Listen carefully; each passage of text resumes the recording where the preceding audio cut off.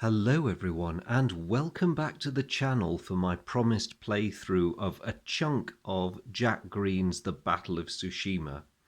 Now those of you who watched my introductory video will no doubt glance at some surprise at how empty the board is, because I'd optimistically said that I would attempt to play the full scenario, Tsushima in all its glory, but having struggled my way through the rule book, and I'm afraid it was a struggle, unfortunately, I have come to the conclusion that in the interests of keeping this brief, just to give you a sensible overview of how the game works, I'm really much better advised to fight something much smaller scale, and you'll see why in a bit. This is a game that is simple to grasp once you understand what it's trying to do, but within that it also has a great deal of depth and quite a few working parts. So what I've done is I've stuck to the scenario, but each side only has one ship. This is a weird hypothetical situation where the Mikasa, all on her own, has stumbled across the Kniaz Suvorov all on her own as well. And, you know, with national honor at stake, despite the absence of their respective fleets, they've decided they're going to fight it out. So I've actually started the scenario on turn 3, because the two sides actually begin, if you follow the setup, just out of visual range of each other. Visual range in this scenario is 17 hexes, so rather than leaving you to sit and watch while I slowly moved some counters into sighting distance, I thought I'd start on the turn in which they've just sighted each other. So before I begin, just a bit of geography as to the battlefield and the various components of the game. Now, obviously, there's the map, which I showed you in the previous video, and there's the two ship counters. Down here, and I'll zoom in so you can see it, is a wind direction marker. Now, this becomes important if you use the optional rule about smoke. So if a ship is firing downwind from its target, i.e. with the smoke from its target blowing towards them, then they do suffer a gunnery penalty. Something to bear in mind when you're maneuvering. At the time the scenario starts, the sun is not in a position to cause any interference, but about halfway through the scenario, there's a position marked on the map here, where the slowly setting sun will begin to cast its rays and also have an impact upon gunnery. So those are the only things that players need to be aware of in terms of the topography. But in terms of how much time we have, I'm not going to make this a very long video. Neither of those considerations is really going to come into play, so I just wanted to make you aware of them. Aside from these things which give you the locations of the ships and their facing relative to each other, the real meat of the game, of course, is the ship data sheets. And I've got these two so that I have the Mikasa's stats and I have the Kniaz Suvorov's stats. So just to talk you through what these are and what they mean, I was broadly correct. I'm just going to pick on Iwate here because she's at the bottom of the page and easier to reference. That is obviously ship name. If you're the flagship of a senior officer, that's who you have. That's the armor rating. That is the torpedo defense rating, and that is the torpedo tube rating for the parent ship. So defense against torpedoes and your torpedo offensive capability. I won't really be using these in the game because the capital ships, of course, they had torpedo tubes, but they seldom got opportunities to use them because of the range. This is the layout of the ship's armament and gives the direction at which it can fire. And now you'll notice the symbols are very slightly different. These boxes are Our 8-sided ones here represent the main armament with the main armament ratings inside. The squares are the light armament, and these last ones are the anti-torpedo boat armament. So your really tiny things, your 12-pounders and smaller. These represent roughly 9, or say 10-inch and larger. And these are probably anything from 4-inch to 7-inch, 8-inch, give or take. Probably generally settle on 6-inch as an average. This is a summary of the ship's weapon system. So M is medium, L is light, and A is anti-torpedo boat guns. Those are their ranges. That's the ship's hull boxes. There's no particular significance to the darkened bit. I think it just makes it easier to differentiate lines. You tick them off from left to right as the ship takes hits. Obviously, once your last box is ticked off, you sink. This is a record of your speed. Now, they use split speed ratings. If you remember from the counters, the ships had, I'll just remember where I picked this up from. So that's a 4 and a 4 for that vessel there. Oh, Lord, have I put it back in the right place? Yes, I have. Yes, I have. Thank goodness. Okay. So we got that right. And of course, very, very lastly, your victory points. So, sorry, I'll just finish off on that. Like the hull boxes, as you lose speed due to damage, those are ticked off until your speed is severely reduced and then you're immobilized. And victory points, fairly self-explanatory. That's what the enemy gets for sinking or capturing you. So, without any further ado, let's get on to a turn or two of the game. So each phase you have your torpedo, in each turn you have your torpedo phase. Another reason I'm not going to bother with this is that the opposing players have to record their torpedo fire in secret. And while I could just about bring myself to do that in a solitaire game, again, I'm not really going to do it because the damage mechanisms, if your torpedoes hit, are fairly similar to the method of working out damage in the event of a gunnery hit. So we'll just stick with more conventional fighting. After that, you determine initiative. Initiative is determined by comparing the ratings of the senior admiral in a fleet. So they are each rated from 1 to 3 for their initiative level, 1 being best and 3 being the worst. If your two admirals are tied, as Togo and Rostesvensky are in this game, then the Japanese win the initiative. And they retain the initiative until the flagship is either severely damaged or sunk, i.e. the admiral is incapacitated. So once you've determined initiative, then comes the movement phase. And this is where things get a tiny bit interesting because the movement turns are quite unlike any other naval game I've ever played, that's for sure. So the player without the initiative, i.e. the Russians in this case, move first. But they don't move their full movement value, you halve it. So the Russians would only move 2 spaces. That reminds me, these 2 ratings, that's your movement on an odd turn, that's your movement on an even turn.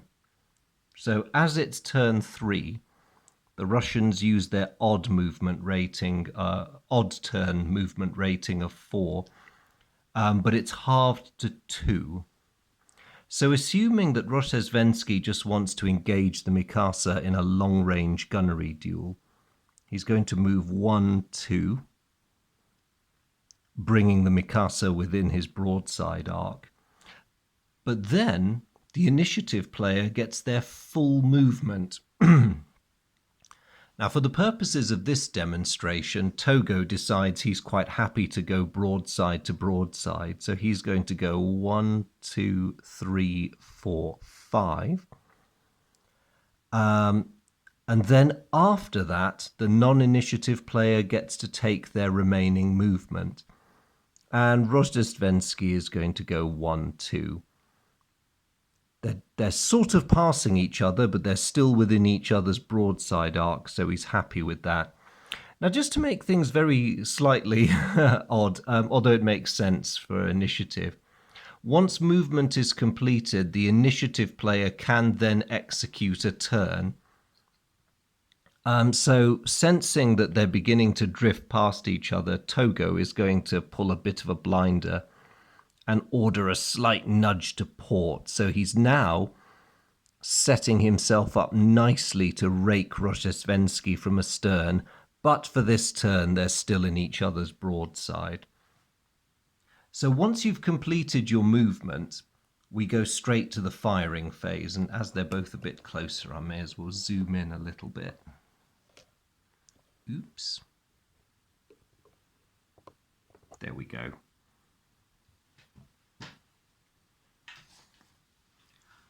Now, in theory, firing in this game happens simultaneously.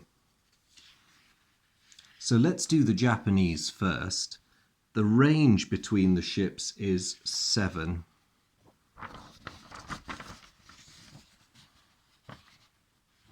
So looking at their sheet, the Japanese player can see that both their heavy and their light guns are within range. I may have put the Russian ship's counter back down a bit closer than I intended. Never mind, let's give the heavies and the lights a chance to fire. So what you do, we'll deal with the heavies first. Every weapon in this game gets a chance to have its shot, so you do a lot of dice rolling.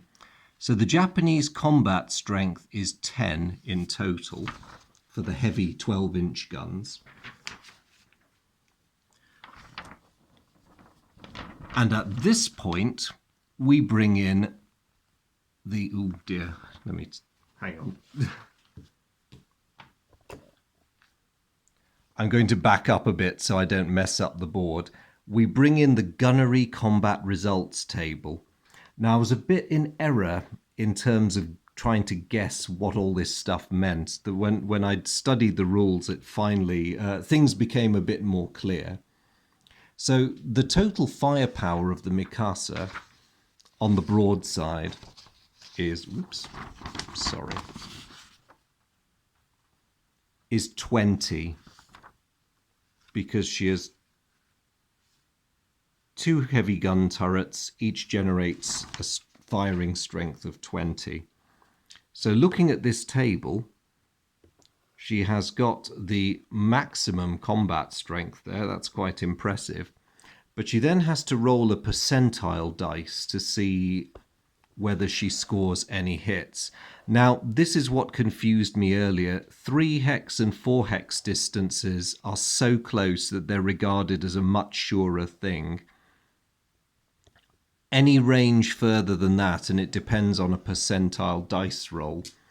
So luckily, I have 2 variants of the D10, so I can make my percentile roll. Let's see what happens.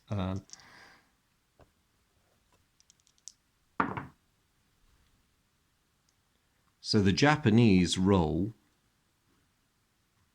49. Now we look at modifiers. The distance between the 2 ships is 7 hexes, so that's -5, making it 44. No one's crossing anyone else's T. So that means the Japanese miss, because according to this table, any modified percentile roll over 29 misses.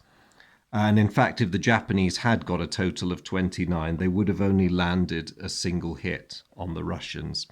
If this sounds a bit convoluted, it is, but it does actually make sense, and it does generate fairly good results, as I found in my test plays. But there we go. The Japanese have fired their main armament, and there's been a lot of splashing. So moving down to their light guns, they've still got an impressive amount of firepower, because as you can see on the broadside, they develop a total of 13 factors, so not as powerful as excuse me, not as powerful as their main guns, but they can still worry the Russians. So they'll be ready to check on row 13. They roll their dice. Oh dear, they got a 71 this time. So Mikasa's initial broadside has missed in its entirety. Let's go over to the Russians. So the Knyaz Suvorov has a somewhat weaker throw of armament, and I don't think that's just a reflection of her gun batteries, which were actually identical to Mikasa's in terms of gun calibers and number of tubes. But I think there's also the material state of the ships and the lower level of training of the crews factored into this rating. So her main battery generates a total of 16, and the Russians will make their roll. And they get 19. It looks like that historic first hit on Mikasa may be a reality after all. So they get a total of 19. And with the range modifier, it's actually reduced to 14.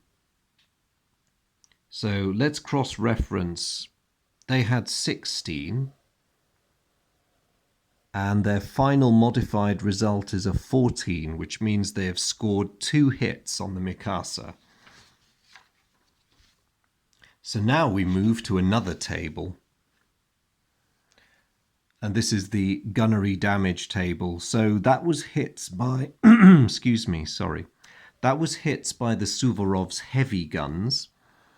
And Mikasa's armor class, as we can see both from her counter and her sheet, is 1. It's Roman numerals that they use for that. So it's heavy guns striking pretty much the finest armor available. And for this, we get rid of our percentile D10s and switch over to 2D6. So let's see what the first hit does. That is an 8, which is an AF. So that affects the anti-torpedo boat guns.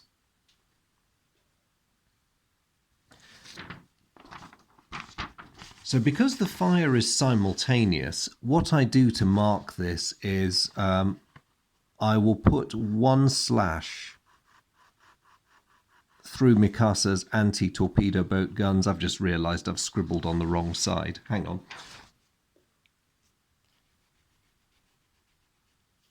You silly fellow, Andrew. It's her port side that's facing the Russians, not her starboard. So there we go. The Russians have scored a hit on the anti-torpedo boat armament and evidently caused major disruption. What about the second hit?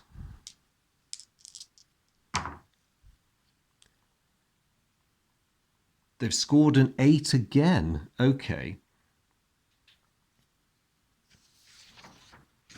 Now, what happens in this situation? Because the Japanese have already lost their armament on that side. Is that it's transferred. Oh, sorry, you can't see what I'm pointing at. So the Japanese have already suffered a loss of their guns on the engaged side. So it's transmitted pain. It becomes a hull hit instead. So I will just mark that.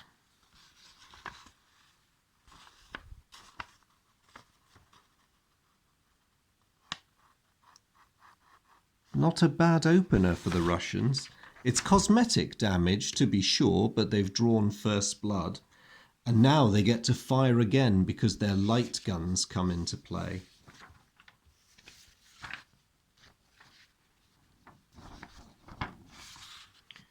So looking at their sheet, they have a total of 9 broadside factors for their light guns. And they are within range. So we go back to the gunnery table we were using earlier.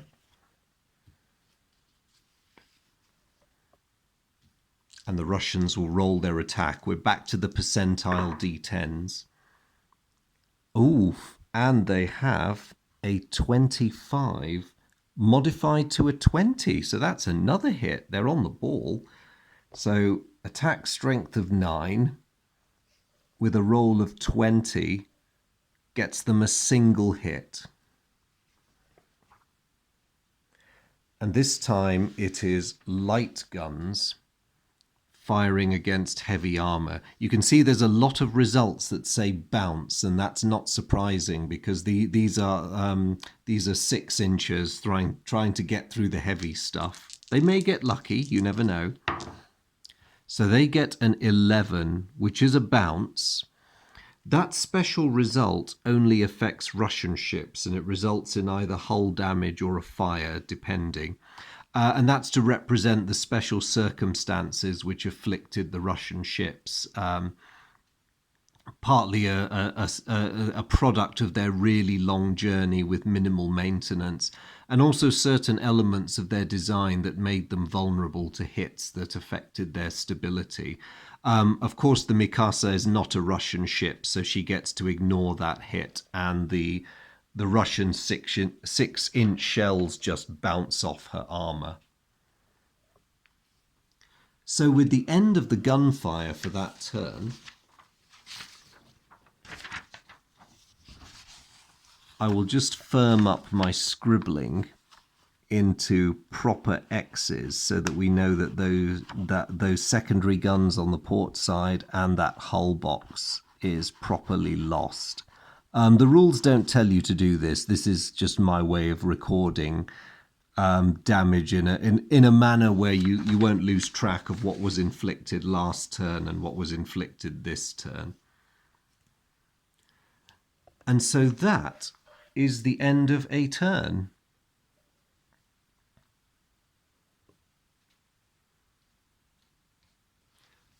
Now, normally you could make use of the turn track for this, but I forgot to print a copy of it off, so I'm recording my turns the good old-fashioned way. So that was the end of turn 3, and we would just move on to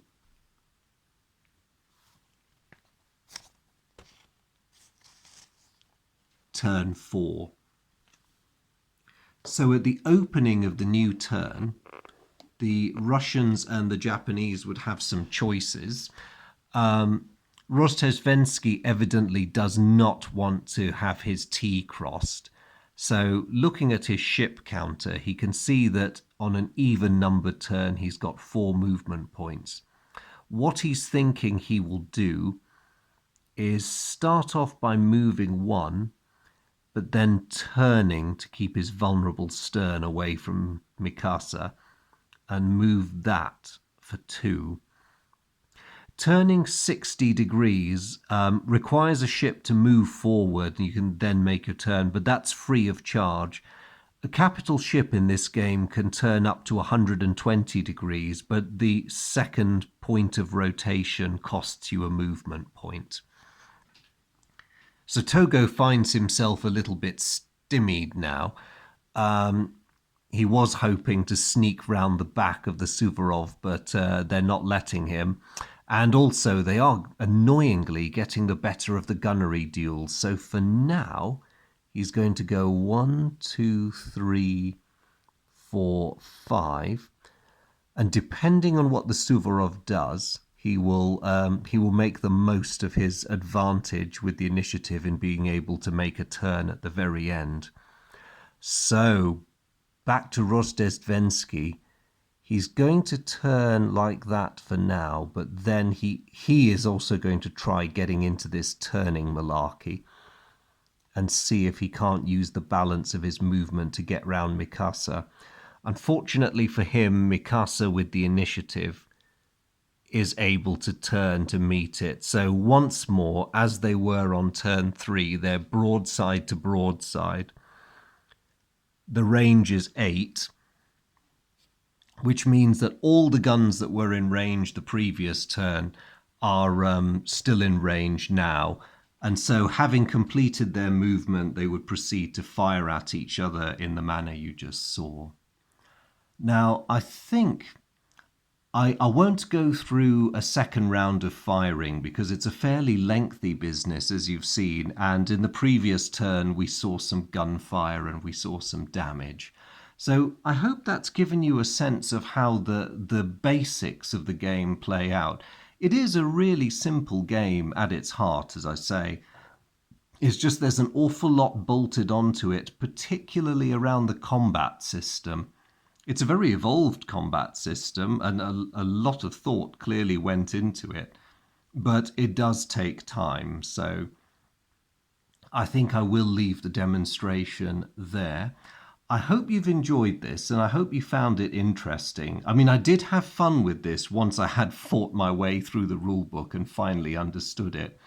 I might try at some point playing a reduced version of the Battle of Tsushima. There is a scenario in the rulebook where you can save time by eliminating anything that's smaller than an armored cruiser. But that's something I'll think about for another time. But I hope this was of use, and I hope this has given you a good impression of what this game is like. It's a very intriguing game, and despite everything, I quite like it. But I'll reserve those comments for my sum up video. For now, thank you very much for watching. It's always grand to have your company. I always appreciate the time you guys put into watching these videos, and I hope you enjoy them as much as I enjoyed making them.